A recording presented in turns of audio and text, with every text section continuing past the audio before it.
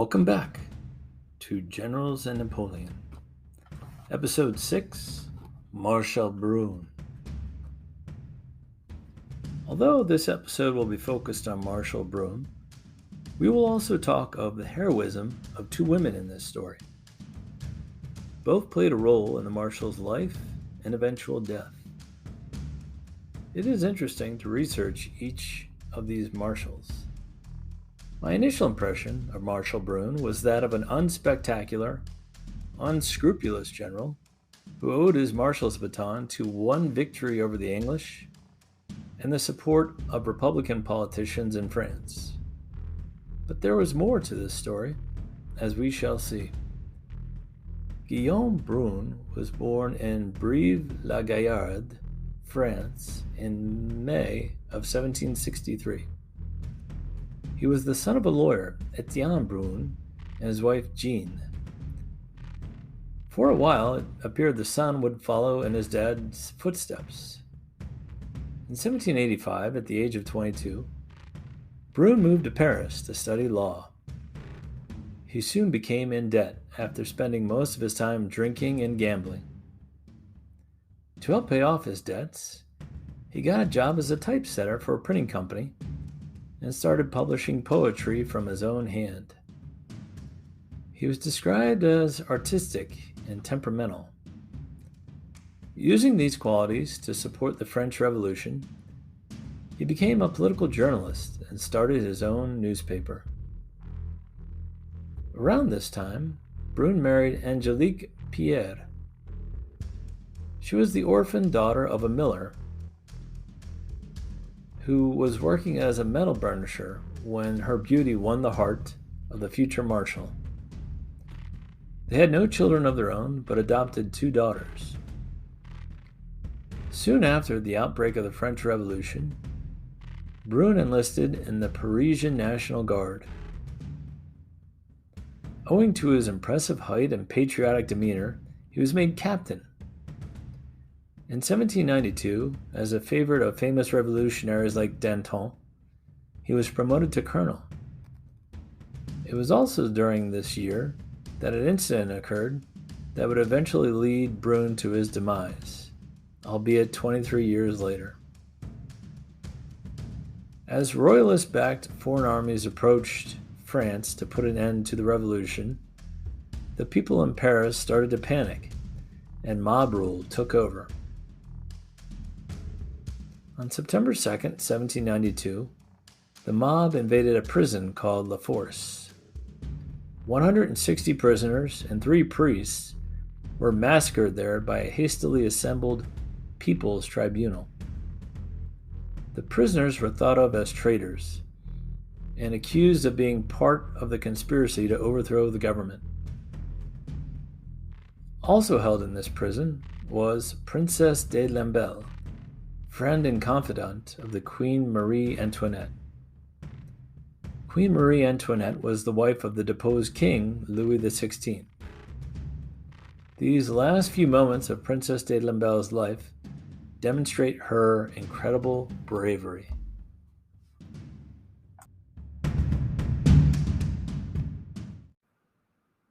On September 3rd, she was taken out to a courtyard with other prisoners and brought before a hastily assembled tribunal. This kangaroo court demanded she, quote, take an oath to love liberty and equality and to swear hatred to the king and queen and to the monarchy, end quote. She agrees to the first part, but not to the latter part. The dialogue was recorded as follows. Who are you? Marie-Thérèse Louise, Princess of Savoy. Your employment? Superintendent of the household to the Queen. Had you any knowledge of the plots on the court on the 10th of August? I know not whether there were any plots on the 10th August, but I know that I had no knowledge of them. Swear to liberty and equality and hatred of the king and queen. Readily to the former, but I cannot to the latter. It is not in my heart.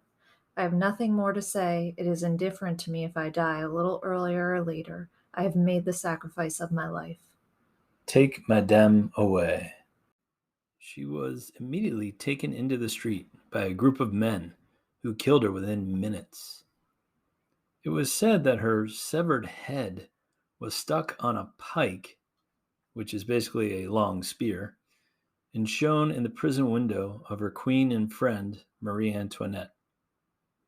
Eventually, half the prison population of Paris was massacred, totaling almost 1,500 people.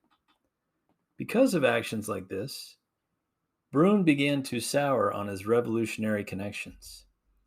To escape the chaos of Paris, Brune went to the frontiers to serve in the Army of the North.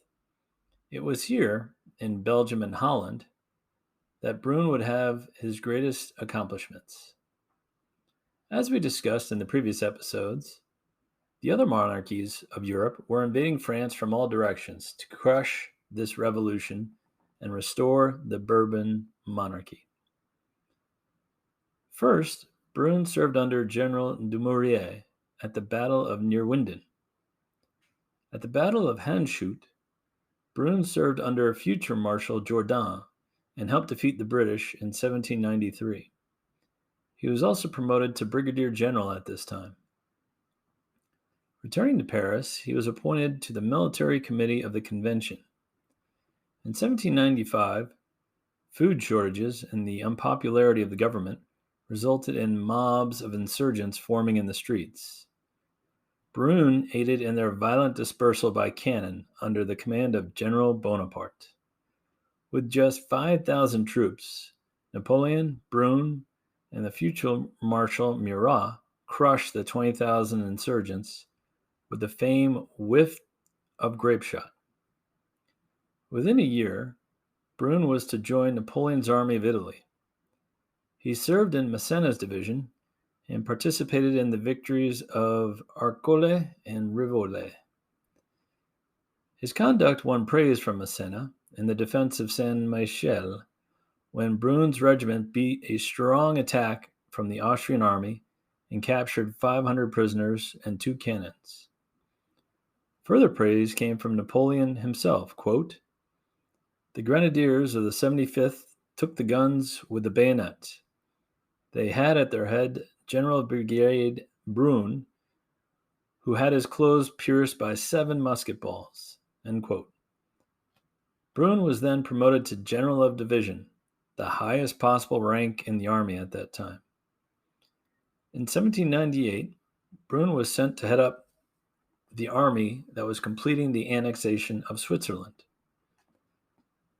To help pay for Napoleon's expedition to Egypt, Brune extracted 14 million francs from Switzerland and left such a negative impression on the Swiss that his name became a byword for plundering. Unfortunately for his historical reputation, Brune had become infamous for his looting. He also had the audacity to charge 200,000 francs to conquered territories for the expense of previous looting. This is kind of like a burglar driving to your house, stealing most of your money, and then telling you to pay for the gas in his car. It was said that Brune's carriage was so overloaded with gold, it broke down shortly after leaving Switzerland. The Directory government of France was pleased with his handling of Switzerland and dispatched him to take command of the army of Italy. With little to do there, Brune amassed more personal fortune through plundering and swindling. Even his chief of staff, the future Marshal Suchet, was aghast at his shameless extorting. In 1799, the Directory reassigned him to take command of 15,000 troops in Holland, where England was again threatening to invade France. An allied British and Russian force of 32,000 troops landed in Holland in August of 1799. The Anglo-Russian army, under the command of the Duke of York, had some initial gains, but quickly ran short of supplies. At Castricum, Brune positioned his men well in a defensive battle and then counterattacked. His energetic leadership and aggressive nature helped carry the battle. The French suffered 1,300 casualties, and the Allies suffered 2,500 casualties before retreating. By November, the Allies had re-embarked and the invasion was over. Brune had saved France for a second time. Following this success, Napoleon dispatched him to the Vendée region to put down royalist rebels there. Achieving this, he was transferred to replace Massena as the commander in Italy once again. Massena's plundering in Italy had tested and finally pushed Napoleon's patience to the breaking point, and he was recalled. While in Italy, Brune was supported by a very able group of French commanders, including Generals Suchet, Montcy, Dupont, and Davout. He won a close battle at Pozzolo, also known as the Battle of Mincio River, where he defeated a 50,000-man Austrian force. An armistice was signed shortly after the battle, and peace with Austria was declared in February of 1801. Brune was recalled to Paris, and Napoleon named him ambassador to the Ottoman Empire. This was an easy way to get him away from the capital of France. His Republican ideals didn't jive with Napoleon's growing centralized power. Napoleon also thought a general who had defeated the Russians and the British would have some sway in Constantinople. During his time abroad, Brune was named one of the original 18 marshals of the empire. His marshal's baton was controversial, as there were definitely generals who deserved one more than Brune. Like Lefebvre, he received his baton to appease the Republican elements of France. When Napoleon declared himself Emperor of the French in 1804, the Ottoman Empire refused to recognize it. Brune was recalled for this failure, and the Turks were happy to see him go after 2 years of flamboyance and arrogance. From 1805 to 1807, Brune commanded an army in Boulogne, where he basically deterred any more British invasions. He was then appointed governor of the Hanseatic cities in northern Germany, and in 1807 he was given a corps with which he seized Stralsund. Next, Brune signed a treaty with Sweden for the island of Rügen, but the wording of the treaty cost him his career. It mentioned, quote, the French army, end quote, instead of, quote, the army of his imperial and royal majesty, end quote. Napoleon was livid at this oversight, intentional or not, and Brune was dismissed from his command. Brune, in return, was angry that his good name should be suspected, and refused any explanation, and merely kept repeating to the emperor, quote, it is a lie, end quote. For the next 7 years, Brune was unemployed and stayed at his country estate until 1815. During Napoleon's 100 Days, he supported his former emperor's return. Forgiving their previous quarrels, Napoleon made him commander of the Army of the Var. He was dispatched to the royalist area of Toulon to face an invading Austrian army. After Napoleon's subsequent defeat at Waterloo, he handed over command and set out to return to Paris.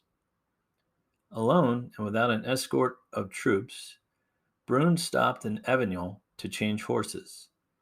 There, he was mistakenly identified by White Terror royalists as the man who had paraded the decapitated head of Princess de Lamballe on a pike. The White Terror was a reactionary violence that occurred when the Bourbon royals returned. The Bourbons were humiliated when they fled from Napoleon during his return in the 100 Days' reign of 1815. They looked like cowards when Louis XVIII and his cronies fled without firing a shot in defense of their throne. When the royals returned, they wanted to make sure they extinguished the Bonaparte flame forever. The royals also wanted to send a stern message for any potential usurpers. Napoleon's generals were cashiered, imprisoned, or shot. Officers were exiled, and the tricolor flag was replaced with a traditional white flag of the Bourbons, thus the name White Terror. Several hundred people were killed, and 70,000 were dismissed from their job positions. Brune was accused of being part of the Reign of Terror and being present at the execution of Princess de Lamballe when he was attacked by this mob in Avignon. He quickly took shelter in his hotel room. His last actions were to try and write a letter to his wife Angelique. Whether he managed to complete it or not is unknown, but he was shot and stabbed multiple times before his body was dragged through the streets and flung into the Rhone River. It was said a local gardener or a local fisherman, whoever it was, a kind soul, found his corpse and buried it in a simple grave. For years, the wife of the marshal led many searches for his body. She also wanted to get the true story, as the royalist authorities first reported that his death was a suicide. Finally, a few years after the marshal's death, with the assistance of the man who buried his body, his remains were sent to his wife for a proper burial. Thanks to his wife's tireless efforts, an inquiry was made public that Brune's murder had been covered up by royal authorities. With tremendous courage, his wife obtained from the king the right to pursue his assassins. On February 25th, 1821, a court recognized that the marshal had not participated in the murder of Princess de Lamballe. War Ministry archives show he wasn't in Paris at that time. This effort to clear his name was incredibly brave on his wife's behalf during a time when Bonapartists and their families were disgraced, imprisoned, or killed. It was not until 1839 that a fitting monument was raised in his hometown to the memory of the marshal. As an independent commander, he had a battle record of 4 wins and 2 losses. Although he was a grifter and a looter, he was also a patriotic warrior and a good husband, and had twice been called the savior of his country. I feel like we can end on this point for Marshal Brune. For our next episode, we will learn about Marshal St. Cyr, nicknamed the Owl by the Army for his cool but honest disposition. Thanks for joining us.